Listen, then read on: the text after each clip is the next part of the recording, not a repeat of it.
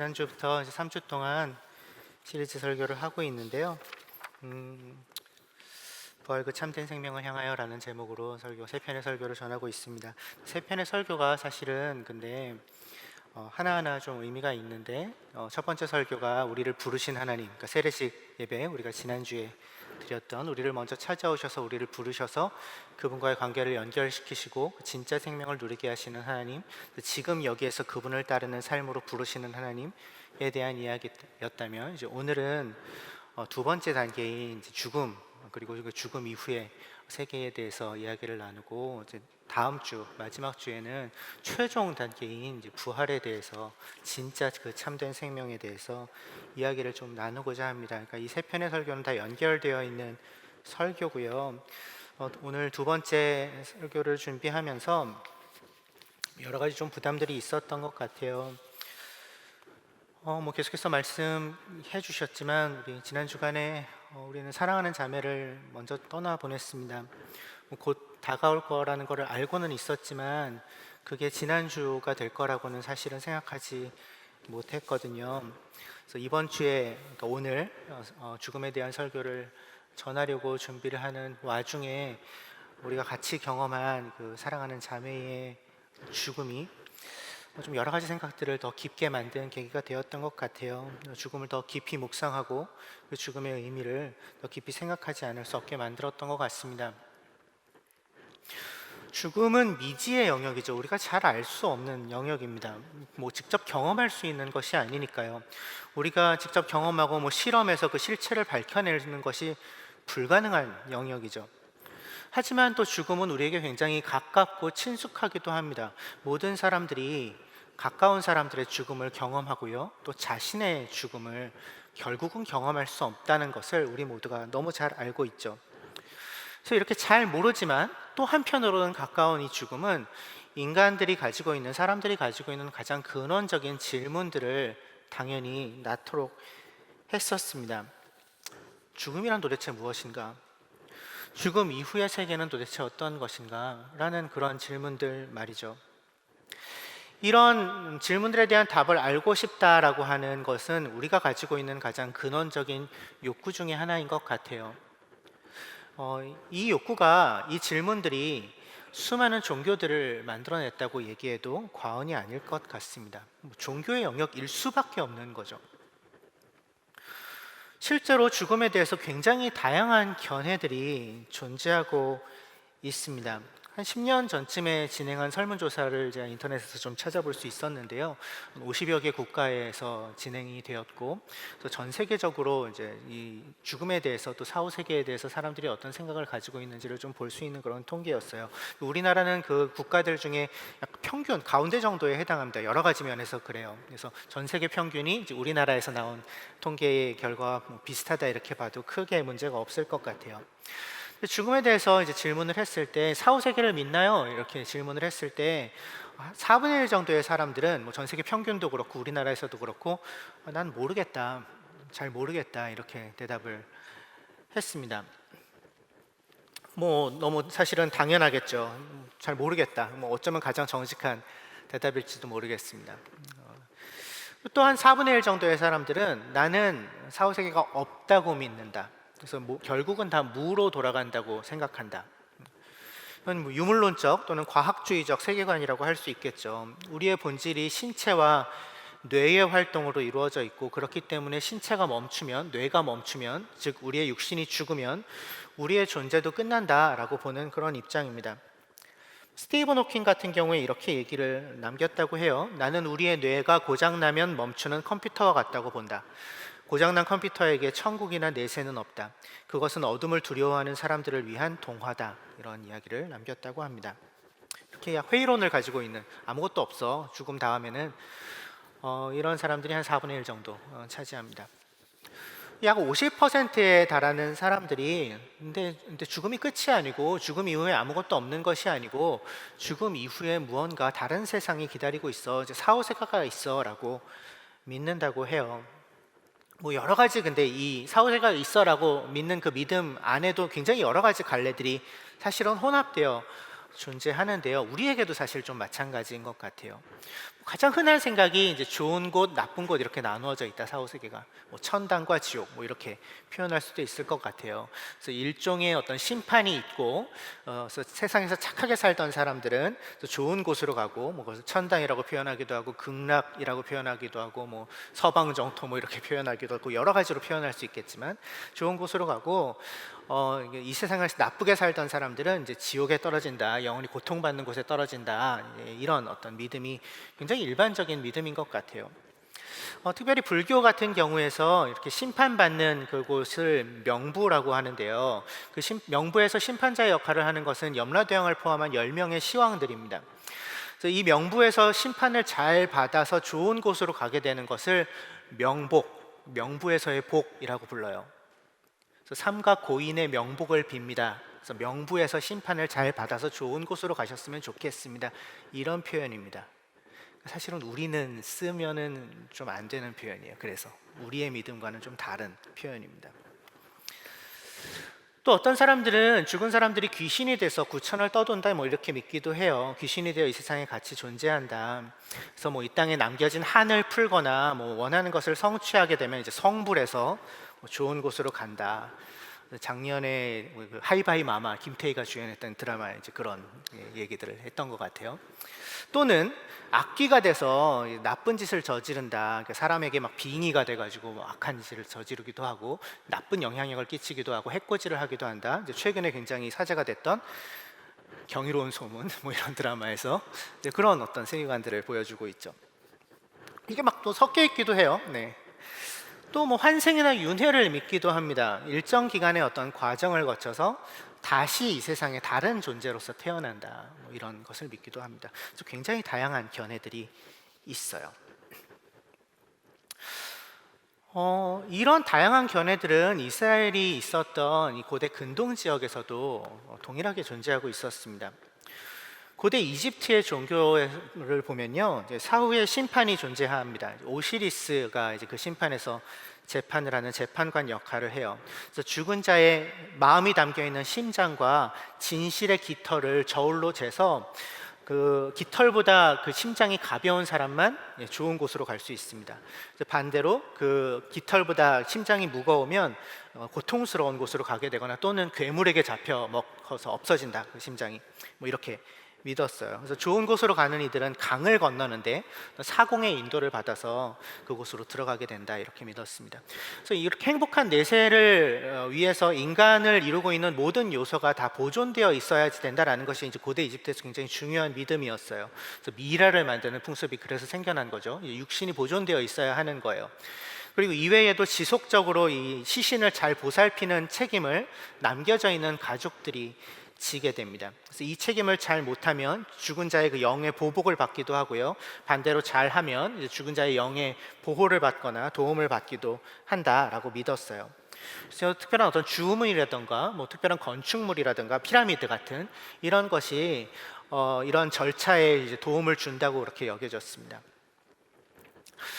가나안 지역, 팔레스타인 지역에서는요, 죽음의 신 모트와 생명과 풍요의 신 바알의 각 축으로 두 신의 싸움으로 이제 계절이 바뀐다 이렇게 믿었어요. 그래서 죽은 이들이 기대할 수 있는 가장 긍정적인 것은 이제 신들과 같이 먹고 마실 기회를 얻는 것이었습니다. 근데 이 또한 살아있는 남아있는 친족들이 적절한 의식을 수행하고 재물을 신들에게 바쳐야만 가능한 것으로 여겨졌어요. 또 메소포타미아 지역, 바벨론, 페르시아 이쪽 포함되어 있는 메소포타미아 지역의 종교에서는 긍정적인 으로 그려져 있는 사후세계에 대한 묘사를 거의 찾아볼 수가 없고요. 사후세계는 감옥과 같은 이제 사자들이 갇혀 있는 공간으로 묘사되고 이제 그곳으로 건너갈 때 이제 고대 이집트의 견해와 마찬가지로 강을 건너서 이제 그곳으로 간다. 사공의 도움을 받아서 건너간다 이렇게 믿었습니다. 그리고 그곳에 가지 않은 유령들은 인간 세상에 같이 머물러서 그래서 그들의 이름을 잊지 않기 위해 주기적으로 그들의 이름을 불러줘야지 되고요. 또 그 영혼들에게 남아있는 유령들에게 제물을 바치면서 복을 빌기도 했다고 해요. 그 외에도 그리스 로마 신화에서도 흔히 찾아볼 수 있는 건데 죽은 이들이 아주 공적을 많이 세우면 신과 같은 존재가 된다라고 믿었다거나 또는 별이 된다 이렇게 믿었다거나 이런 견해들을 우리는 이제 고대 사회 속에서 그 문화 속에서 좀 찾아볼 수 있습니다. 어떤가요? 우리의 어떤 죽음에 대한 생각들, 또 사후 세계에 대한 생각들 속에 이런 생각들도 좀 섞여 있지는 않나요? 근데 우리의 시대에도 여전히 있는 여러 가지 견해들과 그때 그들이 가지고 있었던 여러 가지 견해들에 많은 공통점들이 있다는 것을 발견하게 돼요. 그리고 이런 그 생각들이 우리 안에도 어느 정도는 섞여 있는 것들을 발견하고는 해요. 아까 얘기했던 고인의 명복을 빕니다. 이제 이런 표현들도 그런 거에 섞여 들어가 있는 하나의 예겠죠. 문화에 섞여 들어 있기도 하고 민족성 속에 섞여 들어가 있기도 하고 또 이런 생각들이 과연 성경에서 말하고 있는 것과 어떻게 같은가 또는 어떻게 다른가 이걸 살펴보는 건 우리에게 굉장히 중요한 일일 것 같아요. 그래서 우선적으로 우리에게 익숙하지만 성경에서 말하지 않고 있는 것들은 어떤 것인가를 좀 같이 살펴보고자 합니다. 우리가 흔히 생각하지만 성경에서 말하고 있지 않은 것 중에 하나는 죽고 난 후에 곧바로 천국에 가거나 또는 곧바로 지옥에 간다라는 생각이에요. 이것은 성경에서 얘기하고 있는 바가 아닙니다. 왜 그렇죠? 당연히 그럴 수밖에 없어요. 천국은 죽고 나서 가는 공간을 의미하는 단어가 아니니까요. 우리 그 나들목 교회 네트워크에 속해 있는 더불어함께 교회뿐만 아니라 우리 형제 교회들 성도들한테는 굉장히 익숙한 이야기죠. 천국은 하늘나라, 곧 하나님 나라의 또 다른 표현이고 하나님의 나라는 하나님의 통치 그 자체를 말하는 것이다 라고 우리는 귀에 못이 박히도록 들었어요. 그림표가 막 지금 머리에서 막 떠오르시는 분도 계실 거예요. 막 끄덕끄덕 하고 계신데 그래서 천국은 하늘나라, 천국은 곧 하나님 나라고 하나님 나라는 하나님의 통치 그 자체이지 어떤 공간적인 개념이 아니다라는 것을 우리는 알아요. 이미 그것을 배워서 알아요. 근데 그럼에도 불구하고 그게 익숙하지 않을 때가 종종 있어요. 자꾸 죽어서 천국 간다라고 생각하는 우리를 발견하고는 해요. 죽어서 가는 공간이 아닙니다. 천국은 기본적인 개념이 그래요. 우리는 지금 여기에서 그 하늘나라, 천국, 즉 하나님 나라, 하나님의 다스림을 받는 삶을 이미 시작했어요. 예수께서 그 삶을 우리에게 주셨고요. 우리는 그 삶 가운데 이미 들어와 있어요. 즉 우리는 하늘나라에 이미 들어와 있어요. 우리는 천국에 이미 살고 있는 거예요. 그렇죠? 맞죠? 제가 전혀 다른 교리를 지금 가르치고 있는 거 아니죠? 네. 하나님 나라, 하나님의 통치 가운데 우리는 이미 들어와 있으니까. 그 통치를 계속해서 살던 사람이 언젠가 예수님이 다시 오셨을 때 완성되어 임할 그 나라, 그 하나님의 통치 가운데 들어가게 된다라는 것이 우리가 가지고 있는 믿음이에요. 지옥 또한 기본적으로는 우리가 천국의 반대 개념으로 정리하는 게 좋을 것 같아요. 역시 사후세계에만 해당하는 개념이 아니고요. 하나님의 통치가 미치지 않는 곳, 하나님의 다스림과 상관이 없는 상태, 이제 그것 자체가 지옥입니다. 즉 우리는 여기에서도 천국에서 살 수도 있고요, 지옥에서 살 수도 있는 거예요. 그래서 죽고 나서 천국에 간다 또는 죽고 나면 지옥에 간다라는 말은 근본적인 오류가 있어요. 그 장소의 개념이 아니니까. 그럼 죽고 나서 가는 곳은 어딘가? 네, 여기에 대해서는 다른 개념들이 있어요. 좀 이따가 살펴볼게요. 죽은 이들이 하늘에 있어요. 뭐 이런 말들 잘못된 표현입니다. 사실은 죽은 이들은 하늘에 있지 않아요. 그렇죠? 하늘나라에 있지 않으니까 그러니까 하늘나라가 하늘에 있지 않으니까. 네, 하늘나라는 하나님 나라니까. 하늘나라가 하늘에 있지 않고 그러니까 죽은 이들도 하늘에 있지 않아요. 당연히 그렇습니다. 또 우리에게 익숙한 개념, 우리가 그냥 쉽게 그렇게 생각하는 개념 중에 하나는 죽은 이들이 우리를 지켜보고 있고 또는 돕고 있다, 때로는 또는 해코지한다, 괴롭힌다, 이런 생각입니다. 이건 우리 민족성 가운데 깊이 뿌리 박혀 있는 샤머니즘에서 사실은 비롯되어 있는 그런 생각들이에요. 근데 성경에서는 그렇게 얘기하지 않아요. 죽은 이들이 우리를 지켜보고 있다고 얘기하지 않아요. 죽은 이들이 우리의 말을 듣고 있다고 얘기하지 않습니다. 그런 기록이 없어요. 성경은 죽은 자들의 세계와 우리가 살고 있는 이 세계를 명확하게 경계짓습니다. 그래서 죽은 이들에게 무언가를 묻거나 그들을 신앙의 대상으로 숭배하는 행위를 매우 엄격하게 금지하고 있어요. 그래서 무당이라든가 강신술이라든가 이런 것은 율법에서 죽음에 해당하는 죄로 굉장히 강력한 강력하게 이제 처벌되는 죄로서 규정됩니다. 이렇게 죽은 자와 소통하는 거의 유일한 예가 사무엘상 28장에서 이제 사울이 행했던 강신술이에요. 사무엘의 영을 불러 올렸던. 그런데 이 강신술 자체가 이스라엘에는 엄격히 금지되어 있는 행위였기 때문에 본문에도 그런 이제 표현들이 등장을 합니다. 그리고 사무엘이 하나님의 사람이었던 사무엘이 그런 불법적인 강신술에 응해서 그 영이 올라오는 것도 말이 안 될 뿐만 아니라 이런 개념 자체가 성경에는 존재하고 있지 않기 때문에 그 영을 사무엘의 영으로 보는 것은 조금 어려움이 있어요. 오히려 악한 영들이 사무엘을 사칭해서 나타났다라고 보는 게 더 적당할 것 같습니다. 욥기 7장 9절부터 10절 같이 한번 읽어볼까요? 시작. 구름이 사라지면 자취도 없는 것처럼 스올로 내려가는 사람도 그와 같아서 다시는 올라올 수 없습니다. 그는 자기 집으로 다시 돌아오지도 못할 것이고 그가 살던 곳에서도 그를 몰라볼 것입니다. 죽은 이들은 다시 돌아올 수 없다. 그들은 우리에게 영향을 끼칠 수 없다. 이것이 성경에서 믿고 있는 바예요.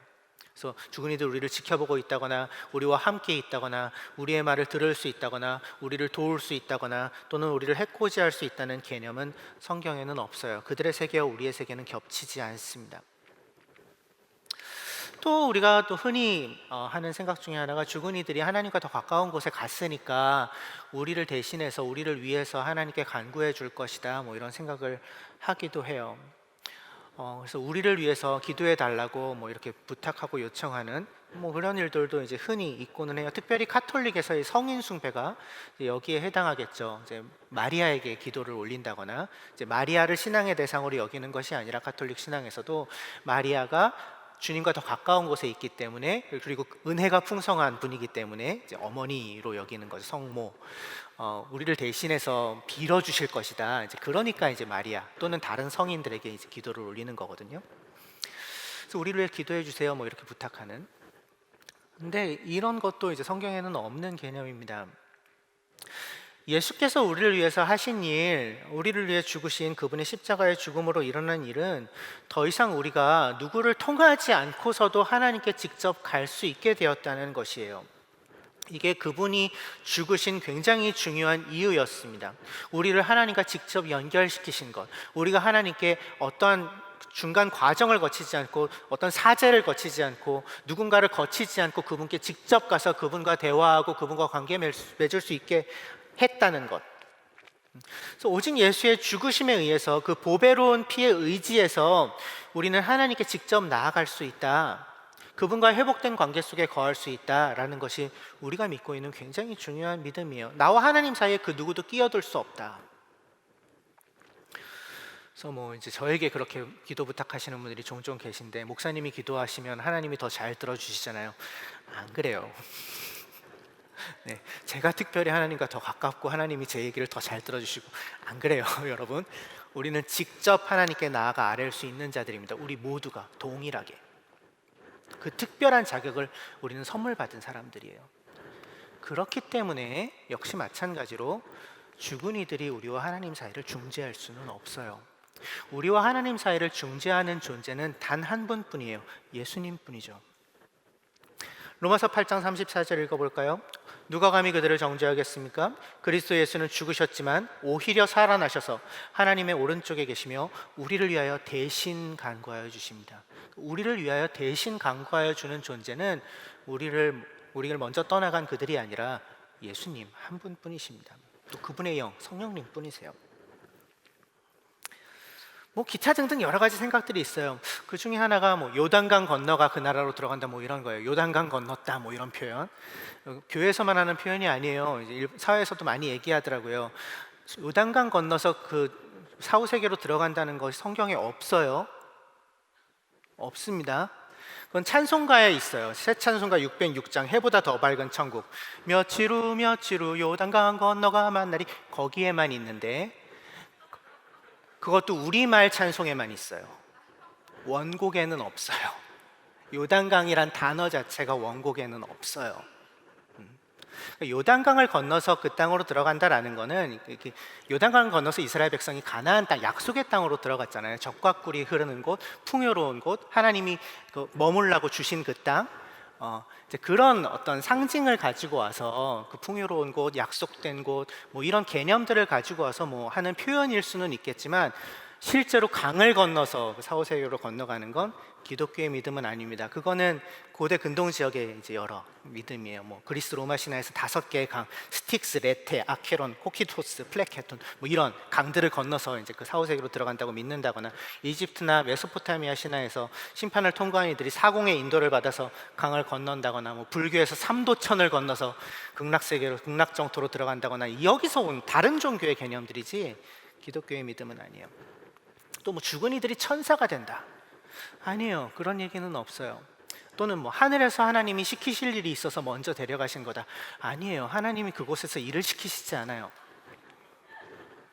쉬고 있다고 표현되어 있어요. 이따가 좀 더 자세하게 얘기할게요. 또 뭐 이 땅에서 남겼던 음식 다 먹어야 그날에 들어갈 수 있다, 뭐 이런, 없어요. 성경에 없습니다. 그래서 우리가 하고 있는 이 얘기들, 우리가 하고 있는 생각 중에 많은 것들이 사실은 성경에 없어요. 여러 섞여 있는 생각들이 우리 안에 있습니다. 그럼 성경에서는 무슨 얘기를 하는가? 성경에서는 죽음에 대해서 무슨 말을 하고 있는가? 구약과 신약을 좀 나눠서 볼 필요가 있는 것 같아요. 우선 구약에서는 죽음 이후에 대해서 굉장히 모호한 어떤 표현들만 존재해요. 죽음 이후에 대해서 구약은 사실 별로 큰 관심이 없다라고 얘기해도 크게 틀리지 않을 것 같아요. 이것은 이스라엘이 가지고 있었던 민족적 정체성과 관련이 있습니다. 이스라엘의 정체성은 하나님과 언약을 맺은 특별한 백성이죠. 하나님과 언약을 맺은 특별한 백성, 하나님의 백성. 그리고 그 언약이 실제로 실현되는 장소는 하나님이 그 백성에게 허락하신 약속의 땅이었습니다. 지금 여기였어요. 그래서 그 언약의 구체적인 실천은 지금 여기에서 율법을 지키는 삶으로 구체화되었습니다. 그렇기 때문에 이스라엘에서 죽음은 그렇게 심각하게 다루어지지를 않아요. 중요하게 다뤄지지를 않아요. 지금 여기서 그 백성으로서 어떻게 살 것인지, 그분이 주신 땅에서 어떻게 그 백성답게 살 것인지가 그들의 주된 관심사지, 죽어서 뭐 좋은 곳에 간다거나 뭐 나쁜 곳에 간다거나 이런 것에 대한 관심이 별로 드러나지를 않아요. 굉장히 의외의 사실이죠. 근데 적어도 이스라엘 백성들에게는 죽고 나서 좋은 곳에 가는 것이 하나님 백성으로서 그들이 살아가는 주된 이유가 아니었던 거예요. 죽고 나서 좋은 데 가려고 그분을 믿은 게 아니었어요. 그들에게는 그런 개념이 없었으니까. 그들이 하나님의 다스림을 받아서 사는 이유는 그분이 왕이시기 때문이었어요. 그분이 왕이시기 때문에 당연히, 너무나도 당연히 그분의 다스림 아래에서 사는 것이지, 그분의 보호와 인도하심을 여기에서 경험하면서 사는 것이지, 그 다스림을 받아야만 나중에 좋은 곳에 갈 수 있으니까 라는 생각은 구약시대 이스라엘에서는 없었어요. 이게 우리가 사실 간과하지 않아야 되는 부분이라고 생각합니다. 그렇기 때문에 이제 하나님이 주시는 복은 내세에 있는 것이 아니라 지금 이 땅에서 성취되는 것이 이제 구약적인 믿음입니다. 이 땅에서의 장수, 오래 사는 것, 이 땅에서 그 약속의 땅에서 오래 사는 것, 그 언약 백성으로서 오래 살아가는 것, 이것이 구약의 인물들이 기대했던 어떤 보상이었어요. 그러니까 죽고 나서 보상받는 것이 아니라 이 땅에서 오래 살아남음으로써. 그래서 뭐 율법에 그런 뭐 말들이 많이 나와요. 이제 이렇게 해라. 특별히 십계명에 너희 부모를 공경하여라. 그래야 너희는 주 너희 하나님이 너희에게 준 땅에서 오래도록 살 것이다. 표현하고요. 또 잠언 같은 경우에 주님을 경외하는 사람은 오래 살 것이고, 근데 악인의 수명은 짧아질 것이다. 이런 표현들이 등장합니다. 또 창세기 15장 같은 경우에 이제 하나님이 아브라함에게 주시는 약속 중에서 그러나 너는 오래오래 살다가 고이 잠들어 묻힐 것이다. 그러니까 오래 사는 것이 하나님이 주신 복이었고요. 그리고 열왕기상에서 3장에서 솔로몬에게 약속하실 때에도 그리고 내 아버지 다윗이 한 것 같이 네가 나의 길을 걸으면 내 법도와 명령을 지키면 네가 오래 살도록 해주겠다라고 하나님이 솔로몬에게 약속하시는 그런 장면이 등장해요. 결국 이제 죽고 나서 어디로 가느냐보다 지금 여기서 어떻게 사느냐가 훨씬 더 중요하다라는 것이 이제 구약의 관점입니다. 지금 이곳이 하나님의 다스림이 임해야 할 바로 그 장소이고, 지금 우리에게 주신 이 땅이 하나님이 우리에게 허락하신 그분과 함께 살아가는 삶의 장소라는 것이 그들이 가지고 있는 생각이었어요. 그렇기 때문에 지금 여기에서 하나님의 백성으로서 살아라, 지금 여기에서 그분의 백성답게 살아라라는 이야기가 성경에 가득합니다. 물론 사후세계에 대한 언급들이 있어요. 많지는 않지만 대표적인 용어 두 가지 정도를 얘기하자면 스올이라는 단어가 있어요. 스올은 보이지 않는 세계라는 뜻을 가지고 있습니다. 그러니까 죽음 자체에 대한 은유적인 표현으로도 사용해요. 그러니까 죽음은 우리가 볼 수 없는, 우리가 만질 수 없는, 우리가 경험할 수 없는 세계니까 보이지 않는 세계, 죽음 자체를 스올이라고 표현하기도 합니다. 신약 성경에서는 이것을 헬라어로 하데스라고 번역해요. 그리스 신화에서 죽음의 어떤 신, 명계의 신 이름이기도 하죠. 그래서 무덤, 저승, 음부 이렇게 다양하게 번역됩니다. 개역 성경에는 주로 음부 이렇게 번역이 되어 있어요. 이 스올에 대해서 성경의 부정적인 언급들을 찾아볼 수 있습니다. 시편 9편 17절 같은 경우에 악인들이 갈 곳은 스올, 하나님을 거역한 문나라들이 갈 곳 그곳뿐이다. 이제 이렇게 악인들이 갈 곳, 이런 악인들이 가는 곳이라는 이미지로 이제 스올이라는 단어를 사용하고요. 또 이사야서 38장 같은 경우에 스올에서는 아무도 주님께 감사드릴 수 없다, 죽은 사람은 아무도 주님의 신실하심을 의지할 수 없다, 이렇게 얘기함으로써 하나님과의 어떤 단절이 있는 곳, 이렇게 부정적으로 스올을 표현하는 구절들이 있습니다. 하지만 또 이렇게 부정적이지만은 않아요. 사후세계 전체를 통칭하는 단어로도 사용해요. 악인들만 가는 완전히 부정적이만 한 곳은 아니에요. 야곱 같은 경우에 요셉이 죽었다고 그가 여겼을 때 이렇게 얘기해요. 아들, 딸이 모두 나서서 그를 위로했지만 위로받기를 마다하면서 아니다, 내가 울면서 나의 아들이 있는 스올로 내려가겠다. 그러니까 요셉도 스올에 있고 나도 그 스올로 가겠다라고 야곱이 표현하는 표현이 등장해요. 그러니까 사후세계 그냥 자체를 얘기하는 거죠. 욥기에도 욥이 그 고통 가운데 하나님께서 이제 기도하는 기도의 한 구절이, 하나님 차라리 나를 스올에 감추어 두실 수는 없으십니까? 그래서 기한을 정해서 스올에 좀 감춰 두셨다가 하나님의 진노가 지난 뒤에 나를 다시 기억해 주시면 안 될까요? 이렇게 간청하는 기도도 등장합니다. 그러니까 스올은 정확하게 정의되거나 정리되지는 않는 개념이에요. 그러니까 죽음의 어떤 이해할 수 없음, 불가해성을 담고 있는 그런 용어라고 할 수 있을 것 같아요. 그래서 죽은 자들을 스올에서 잠들어 있는 자들이다라고 묘사하는 언급들도 등장합니다. 이사야서 14장 9절 같은 경우에 땅 밑에 스올이 죽어서 거기에 잠든 세상 모든 통치자의 망령을 깨우며 이런 표현들, 그러니까 스올에서 잠들어 있다라는 그런 표현들이 또 등장하기도 합니다.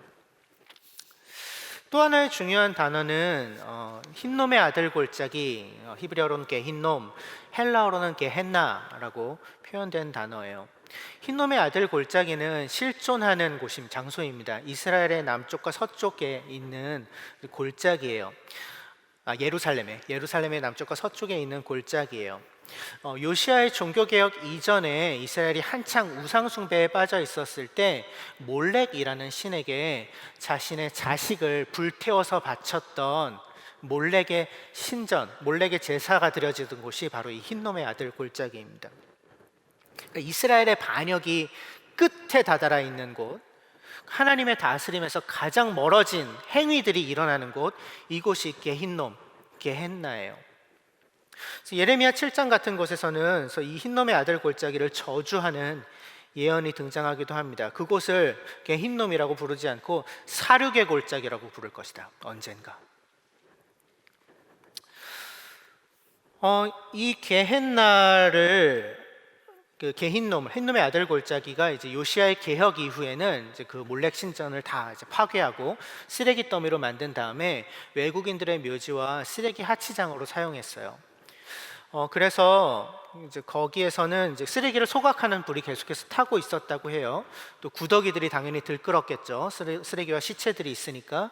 그래서 계속 불이 있고 연기가 나고 구더기들이 들끓고, 이제 이것이 이제 이 흰놈의 아들 골짜기가 가지고 있는, 아주 가시적으로 보여주고 있는 그런 모습이에요. 불과 죽음의 장소, 불지옥의 이미지가 이제 여기에서부터 생겨난 거라고 볼 수 있을 것 같아요. 이 흰놈의 아들 골짜기 게헨나를 예수님께서도 이제 사용하세요.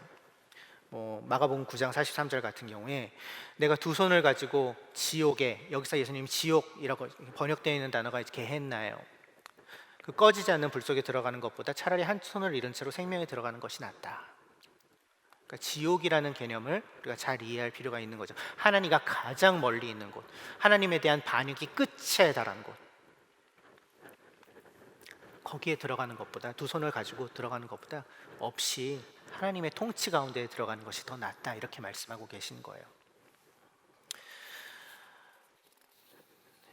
지옥으로 번역된 단어 중에 하나가 이 단어입니다.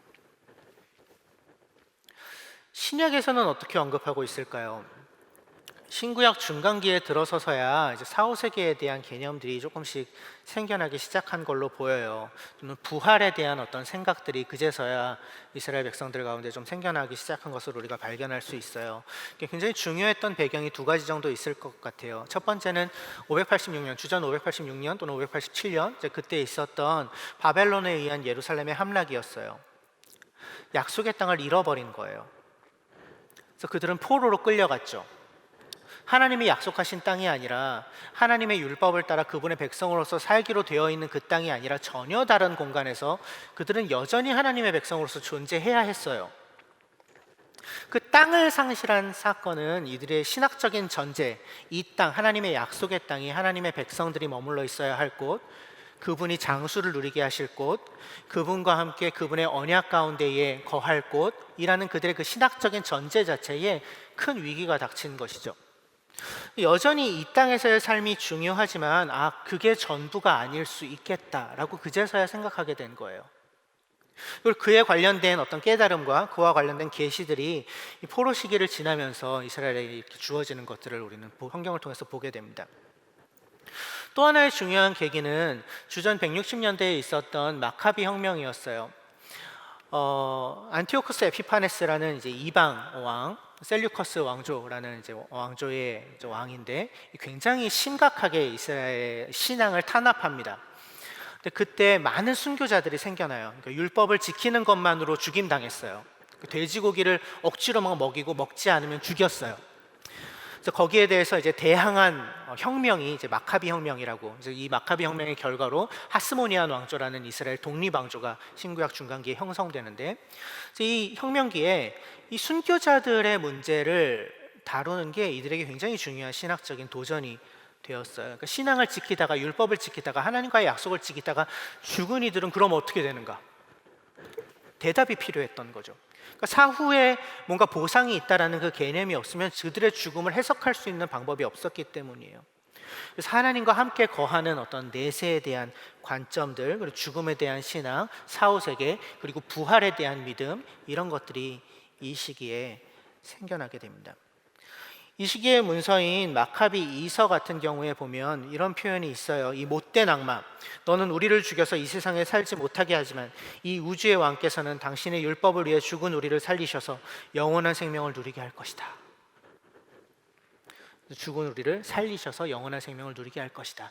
이게 이제 신구약 중간기에 들어서야 생겨나는 어떤 믿음의 형태인 거예요. 그래서 우리가 예수님, 복음서에서 예수님에 대한 이야기들을 보면서 이 구약의 익숙한 생각, 내세라는 것에 별로 관심이 없고 부활이라는 것을 믿지 않는 사람들과 사두개인들이었죠.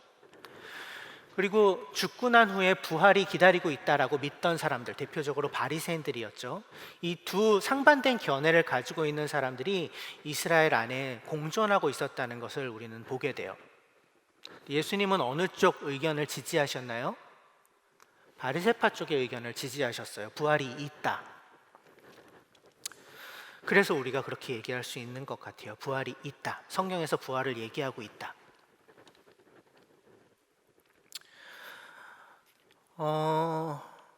네.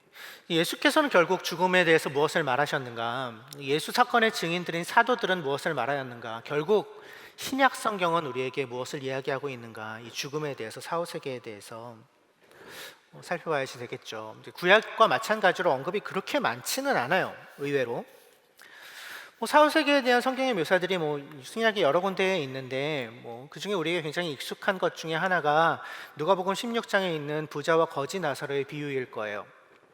거기에서 이제 사후세계에 대한 어떤 이야기들을 하고 있죠. 부자는 죽어서 지옥에 가고 불지옥에 가고, 이제 나사로는 죽어서 아브라함의 품 안에 안겨 있는 뭐 이런 여러 가지 이야기들이 그 안에 있는데, 근데 이거는 비유 이야기예요. 실제로 사후세계를 묘사하기 위한 이야기가 아니라 적절한 교훈을 주기 위해서 예수님께서 말씀하시는 이야기예요.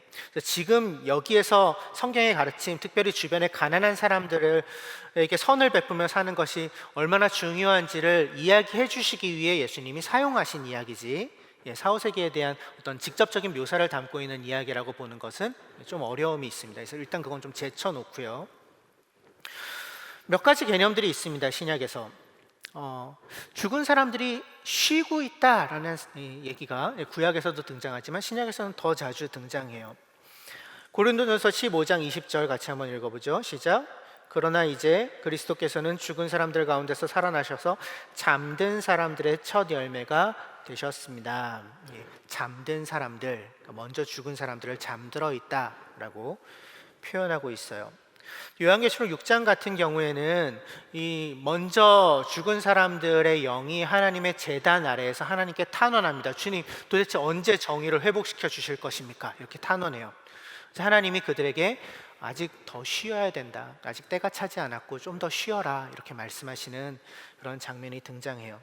이렇게 잠들어 있다, 쉬고 있다, 이런 표현들을 죽고 나서의 상태를 보여주는 어떤 중요한 표현들로서 신약은 사용하고 있습니다. 그렇기 때문에 이걸 의식이 없는 상태일 것이다, 무의식의 상태일 것이다, 그러니까 죽고 나면 의식이 없는 상태로 있다가 즉 잠든 것처럼 있다가 마지막 날이 오면, 그러니까 예수님이 다시 오시는 날에 잠에서 깨어나시듯이 깨어날 것이다, 그렇게 부활을 맞이할 것이다, 이렇게 보는 견해도 있어요. 그렇게 생각할 수도 있는데 근데 이제 저는 개인적으로는 그거는 아닌 것 같다라고 생각해요. 정확하게 말할 수는 없잖아요. 그거는 아닌 것 같은데, 왜냐하면 그 근거가 아까 얘기했던 계시록 6장과 또 빌립보서 1장이에요. 계시록 6장에서 아까 그 죽은 자들, 먼저 잠든 자들의 영이 하나님께 어떻게 탄원한다 그랬어요? 이 땅의 정의를 언제 회복시켜 주실 것입니까? 이렇게 신원하는, 그러니까 하나님께 대화를 건네는 어떤 장면으로서 등장해요. 또 빌립보서 1장 23절에서도 바울이 이렇게 얘기하죠. 같이 읽어보죠. 시작. 나는 이 둘 사이에 끼어 있습니다. 내가 원하는 것은 세상을 떠나서 그리스도와 함께 있는 것입니다. 그것이 훨씬 더 나으나. 바울은 세상을 떠나서 어떻게 있다고 얘기해요? 그리스도와 함께 있다라고 표현해요. 그리고 그것이 지금 이 땅에서 살아가는 것보다 나에게 더 좋습니다라고 얘기하고 있어요. 그러니까 무의식의 상태라면 이렇게 표현할 이유는 없을 것 같아요. 그래서 뭔가 의식이 있는, 그리스도와 함께 있는, 쉼을 누리고 있는 상태가 아닐까라고 우리가 추정해 볼 수 있을 것 같아요. 쉼이죠. 쉼일 수밖에 없어요. 죄의 영향력으로부터 완전히 벗어난 것이니까. 죄의 영향력의 끝판왕이 죽음이거든요. 그 죽음을 통과했기 때문에, 그 죽음을 넘어섰기 때문에 죄의 영향력으로부터 완전히 자유해져서, 즉 이 세상의 깨어짐과 고통으로부터 완전히 자유해진 상태이기 때문에 쉼인 것이죠. 쉼일 수밖에 없는 것이죠. 그리고 그것이 그리스도와 함께 있는 것이다 라고 얘기하고 있고요. 이 얘기를 예수님도 하셨어요. 누가복음 23장 43절에서 이렇게 말씀하셨죠. 옆에 있던 강도 한 사람에게 예수께서 그에게 말씀하셨다. 내가 진정으로 내게 말한다. 너는 오늘 나와 함께 낙원에 있을 것이다. 나와 함께 있을 것인데, 오늘 죽고 나서 어디에 있을 것이다? 낙원에 있을 것이다. 예수님이 표현하시는 장면이 등장하고, 고린도서 12장에서 바울이 자신이 체험한 어떤 영적인 체험, 3층 천에 끌려 올라갔다 이렇게 표현하는데, 그 체험에 대한 얘기를 할 때 낙원에 이끌려 올라갔다 이렇게 표현하는 장면을 우리는 볼 수 있습니다. 신약에서 쉬고 있다, 그리스도와 함께 있다, 낙원에 있다, 이런 표현들로 죽음 이후의 상태를 이야기하고 있어요. 근데 보시다시피 많지 않아요.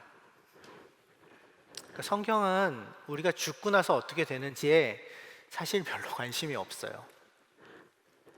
성경의 주된 관심은 두 가지입니다. 첫 번째, 지금 여기에서 우리가 이미 임한 하나님 나라를 어떻게 살아갈 것인가. 그리고 두 번째, 예수님이 다시 오셨을 때 완성되어 임할 하나님 나라에서 부활의 몸을 입고 우리가 살아갈 것에 대한 소망. 이 두 가지가 성경의 주된 관심이지 그 중간에 끼어 있는 첫 번째 방, 두 번째 방, 세 번째 방 이렇게 표현할 수도 있을 것 같아요. 첫 번째 방이 지금 여기에서의 삶이고 세 번째 방이 부활 이후에 완성된 하나님 나라가 임한 이후에 우리가 경험할 어떤 세상 삶이라면 이 중간에 끼어 있는 두 번째 방, 죽음 이후에 우리가 경험하게 될 그 세계에 대한 언급이 별로 없어요. 명확하지도 않아요. 첫 번째와 세 번째에만 집중되어 있어요.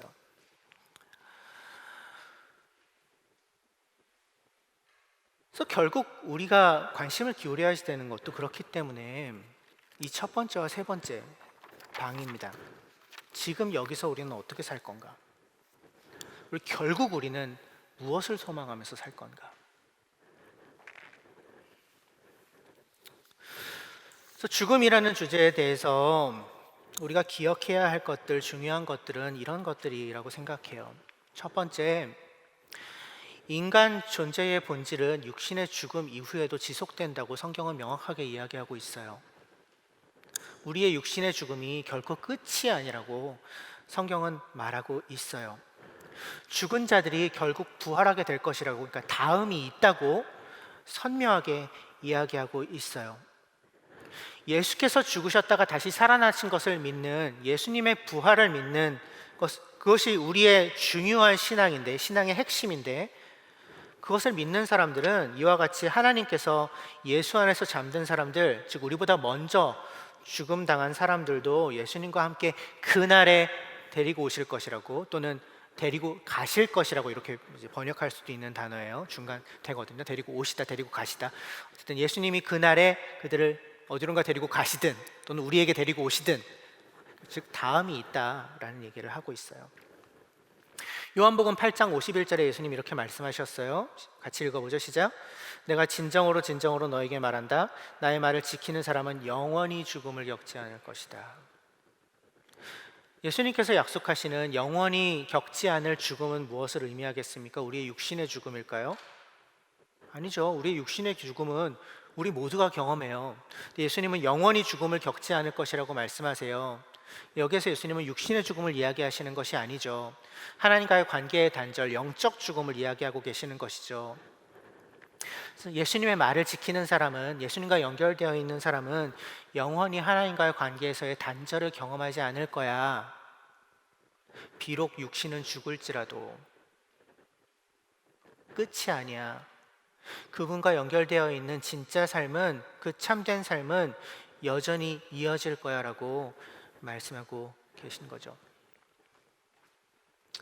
제가 대학교 1학년 때 저희 그 교회에서 저랑 친하게 지내던 형이 저랑 학교도 같이 다녔던 학교 선배이기도 했는데, 그래서 학교에서도 막 우연히 만나면 너무 반갑게 인사하고 교회에서도 모든 사람들에게 너무 친절하게 대하는 참 너무 착하고 좋은 형이었어요.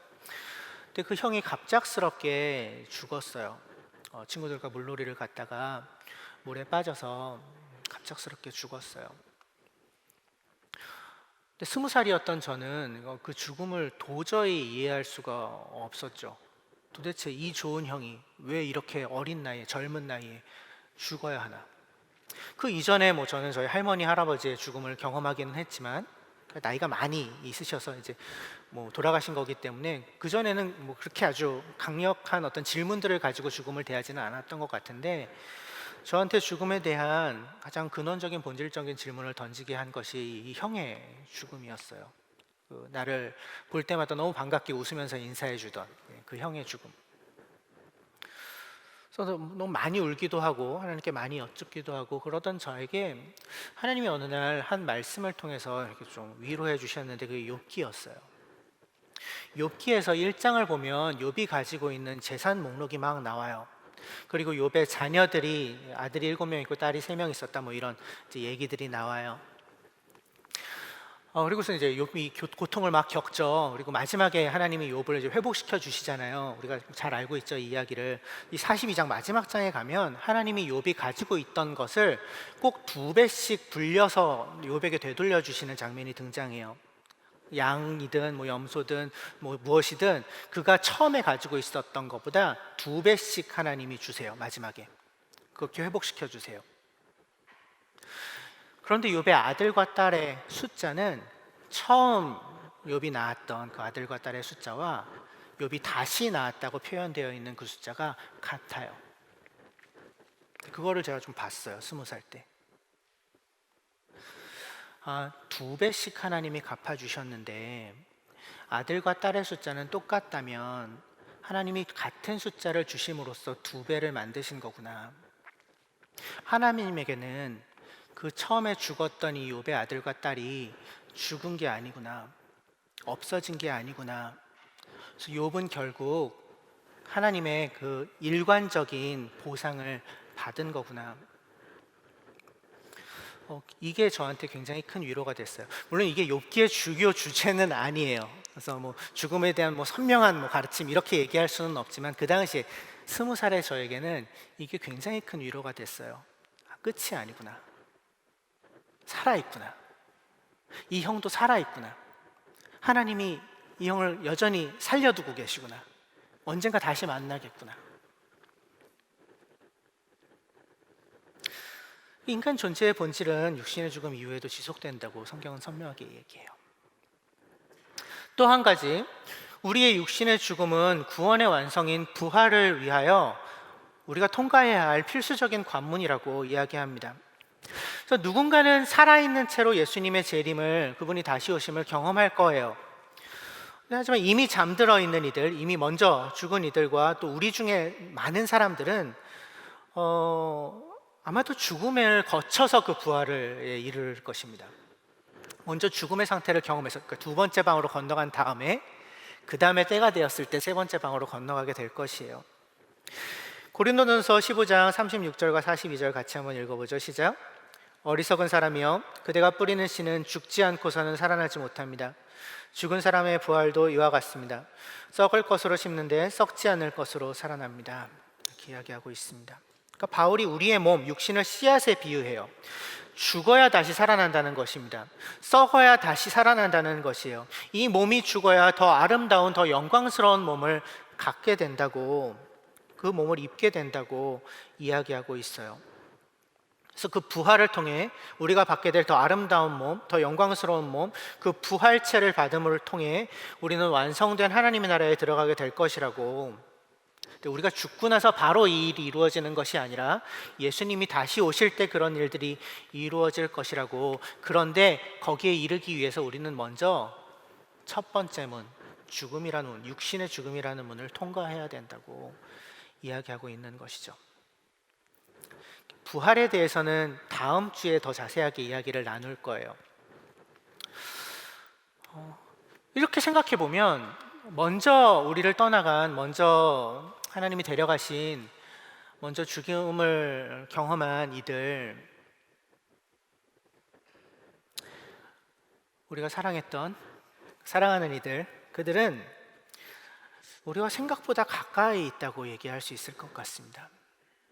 우리가 생각보다 가까이 있다고. 왜요?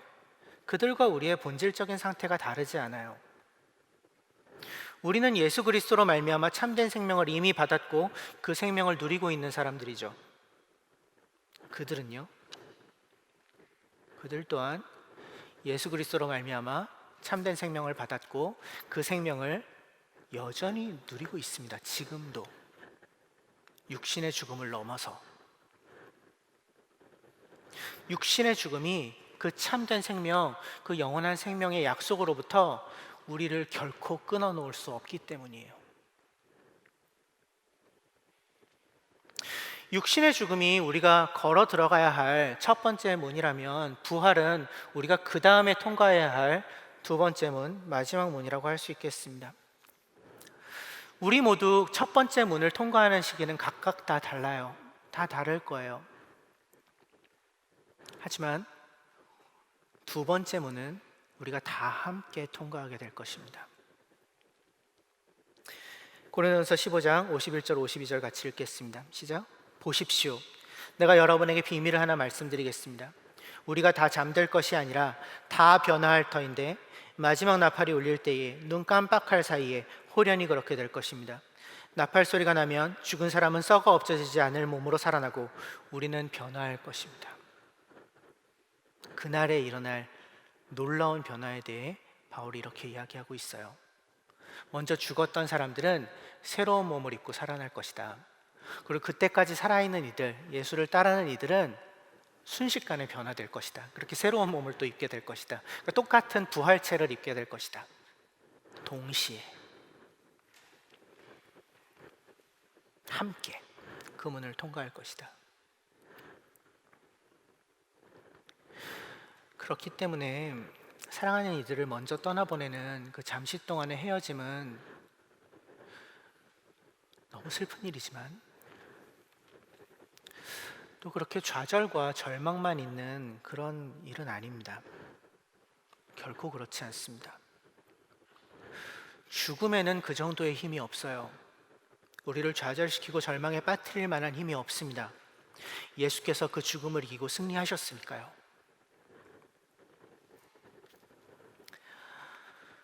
그렇기 때문에 우리는 죽음을 지나치게 두려워하거나 또는 지나치게 크게 여기지 않을 수 있습니다. 그 육신의 죽음을 크게 여기지 않을 수 있고 살 수 있어요. 육신의 죽음을 크게 두려워하지 않고 살 수 있어요. 오직 우리만 그렇게 살 수 있어요. 육신의 죽음을 넘어 참된 생명을 우리가 받았다라고 믿고 있기 때문이죠. 그렇기 때문에 정말 중요한 거는, 진짜 관건은 지금 여기서 우리가 어떻게 살 것이냐입니다. 그 죽음 전에 지금 여기서 우리는 어떻게 살 것인가? 계속해서 말씀드리지만 구약 성경도 그렇고 신약 성경도 그렇고 내세에 대한 이야기는 많지 않아요. 성경 전체에는 굉장히 현세적인 이야기가 가득해요. 구약의 이야기는 어떤 이야기인가요? 지금 이 땅에 당신의 백성 공동체를 세우시는 하나님, 그리고 지금 여기에서 그분의 다스림을 받아 살아가는 하나님의 백성 공동체에 대한 이야기로 구약은 가득해요. 신약은요, 예수 그리스도와 함께 하나님 나라의 도래를 선포하시는 하나님, 그리고 그 그리스도를 통하여 하나님과 회복된 관계를 누리며 그분의 백성답게 살아가고 있는 교회에 대한 이야기가 신약의 이야기죠. 지금 여기에서 이 모든 일들의 끝에 부활이 있을 거예요. 심판이 있을 것입니다. 완성된 하나님의 나라가 있을 거예요. 그것은 자연스럽게 따라오는 결과물들이에요. 그래서 많이 이야기하지는 않아요. 우리가 지금 여기에서 살아가는 삶에 그냥 자연스럽게 따라오는 결과물들일 것이기 때문에 그래요. 중요한 건 지금 여기에서 우리가 어떻게 사느냐예요. 우리가 꼭 기억해야 되는 분명한 것 한 가지가 있다면, 우리가 그분을 따르는 것은, 우리가 하나님의 다스림 아래에서 사는 것은 그렇게 살아야 하나님이 우리에게 좋은 것을 주시기 때문이 아니라는 것입니다. 그 보상이 약속되어 있기 때문에 우리가 하나님을 따르는 것이 아닙니다. 그분이 우리의 왕이시기 때문에 당연히 따르는 것입니다. 보상이 있든 없든 그것과 상관없이 그분이 우리의 주인이시기 때문에, 그분이 우리의 왕이시기 때문에. 그래서 내게 뭔가 좋은 것을 주신다면 따를게요. 그럴 수 없어요. 그분이 정말 왕이시라고 인정한다면, 그분이 정말 주인이라고 인정한다면 그런 태도로 그분 앞에 설 수는 없습니다. 그렇기 때문에 당연히 죽고 나서 좋은 곳에 가는 것, 죽고 나서 어떤 보상이 약속되어 있다는 것이 우리가 그분을 따르는 주된 동기가 될 수는 없습니다. 우리는 죽어서 천당 가려고 예수 믿는 것이 아닙니다. 그렇게 우리는 그분을 수단으로 사용할 수 없어요.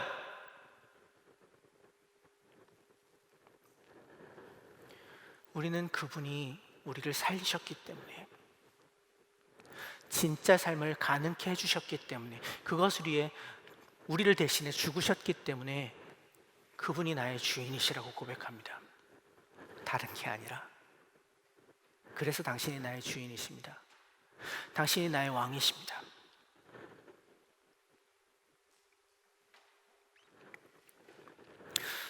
우리 자신을 좀 잘 돌아보기를 원해요. 나는 왜 그분을 따르고 있는가? 죽음과 사후세계에 대한 두려움 때문에 그냥 죽어서 좋은 데 가려고, 지옥 가기 싫어서 그분을 따르고 있다, 이것이 나의 주된 동기다라고 한다면 뭔가 잘못되어 있는 것입니다. 그게 핵심이 아닙니까? 나는 왜 그분을 따라가고 있는가? 왜 그 다스림 아래에서 살고 있는가? 그렇게 그분의 다스림 아래에서 살아가고 있는, 즉 지금 여기에서 하나님 나라를 살아가고 있는, 곧 지금 여기에서 하늘나라 천국을 살아가고 있는 모습이 지금 나에게 어떻게 실제로 드러나고 있는가?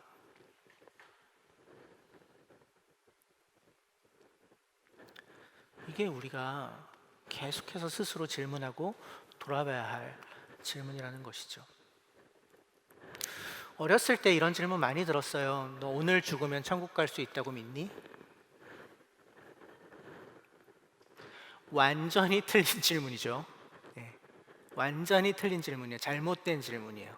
일단 오늘 죽어서 천국 가는 게 아니기 때문이기도 하고, 그게 중요한 게 아니기 때문이기도 해요. 진짜 우리가 서로에게 물어봐야 되는 질문은 어떤 것이죠? 너 지금 여기서 오늘 하나님 나라 백성답게 살고 있니? 그분의 다스림을 받으며 살고 있니? 이게 우리가 정말 서로에게 물어봐주고 확인해줘야 할 질문이겠죠.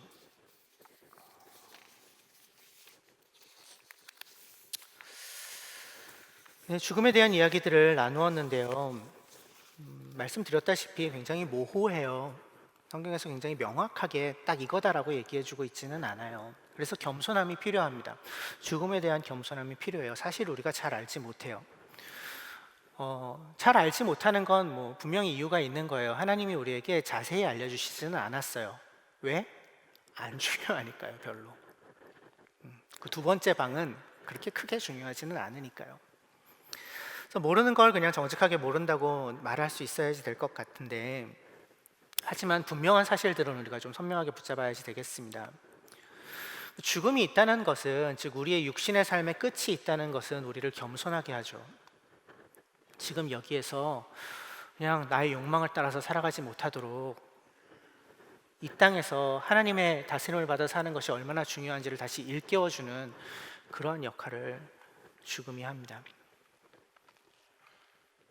지난 주간 사랑하는 자매의 죽음을 같이 지나가면서 그 큰 슬픔을 함께 경험하면서 죽음이 여전히 우리에게 두렵고 슬픈 일이다, 그렇지 않다고 말할 수는 없겠다, 이제 이런 생각도 했어요. 그 상실이 너무 크고 아프고 슬프고 늘 반갑게 웃어주던 그 모습이 너무 그립고, 하지만 저는 장례식장을 굉장히 많이 가는 사람이잖아요. 목사가 주로 있는 곳이 교회 아니면 장례식장이거든요. 믿는 이들의 장례식장은 뭔가 다른 것이 있어요. 슬픔만 있지 않아요. 신비한 소망이 그 슬픔 가운데 있는 것을, 어떤 의미에서는 뭔가 이해할 수 없는 기쁨이 그 슬픔 안에서 공존하고 있는 것을 보고는 해요. 예수님을 따르다가 죽음을 맞이한 사람들이 장례식장에서, 그 사랑하는 자매의 장례식장에서. 놀라운 일이죠. 하나님의 다스림을 지금 여기에서 살다가, 최선을 다해서 살다가 그 자신의 몫을 다 감당하고 먼저 떠나간 이들을 통해서 사실 우리가 생각하게 되는 것은 나는 어떻게 죽을까가 아니라 나는 어떻게 살아갈까입니다. 그것을 깊이 생각하게 됩니다. 나는 어떤 삶을 살까? 죽음은 우리를 더 제대로 살게 만들어줘요. 육신의 죽음은 지금 여기에서 최선을 다해 그분의 다스림을 살게끔 해요. 최선을 다해 사랑하고 최선을 다해 섬기고 최선을 다해 베푸는 삶을 살아야 되겠구나. 왜? 시간이 제한되어 있으니까 라는 것을 깨닫게 만들어줘요. 그렇기 때문에 지금 여기에서 하나님의 다스림을 받아 그 다스림 안에서, 천국 안에서 살아가는 이들은 그 하나님의 다스림을 살기 때문에 때로는 육신의 죽음조차 나에게 유익합니다라고 고백할 수도 있는 거겠죠. 바울이 그랬던 것처럼 나에게 사는 것이 그리스도시니 죽는 것도 유익합니다. 진짜 생명, 참 생명의 소망이 여전히 있기 때문에 육신의 죽음도 나에게 유익합니다.